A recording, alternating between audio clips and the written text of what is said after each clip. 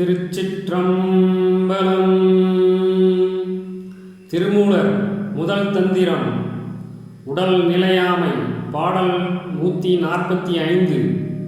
ஊரெல்லாம் கூடி ஒழிக்க அழுதிட்டு பேரினை நீக்கி பிணமென்று பெயரிட்டு சூரையங்காட்டிடை கொண்டு போய் சுட்டிட்டு நீரினில் மூழ்கி நினைப்பு ஒளிந்தார்களே.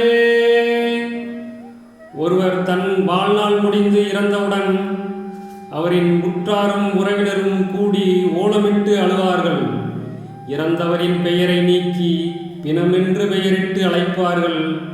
இறந்தவரின் உடலை தூதுவளை நிறைந்த சுடுகாட்டில் கொண்டு வைத்து எரித்துவிட்டு நீரினில் மூழ்கி குளிப்பார்கள். சிறிது நாட்களுக்கு பிறகு அவரை மறந்து விடுவார்கள்.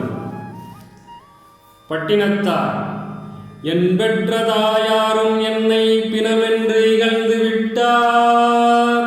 பொன் பெற்ற மாதரும் போமென்று சொல்லி புலம்பி விட்டால் என் பெற்ற மைந்தரும் பின்வளம் வந்து குடம் உடைத்தார். உன்பற்று ஒளிய ஒரு பற்றும் இல்லை உடையவனே.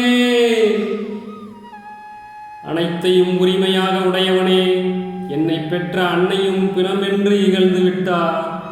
என்னால் பொன்தாளி கட்டப்பெற்ற என் மனைவியும் நீ சுடுகாட்டுக்கு போவாயாக என்று அழுது நீங்கிவிட்டால் என் பிள்ளைகளும் என் உடல் சுடுகாட்டுக்கு போன பின்னர் சுற்றி வந்து குடத்தை உடைத்து கொள்ளியிட்டு அகன்று விட்டார்.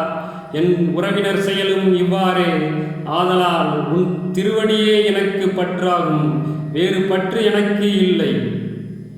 ஆகவே நாம் வாழும்போதே கோபம், ஆணவம், பொறாமை தொலைத்து சிவனது திருவடியே நிலையானது என்று உணர்ந்து ஈசனின் திருவடியை போற்றுவோம், வாழ்வில் ஒளிர்வோம்.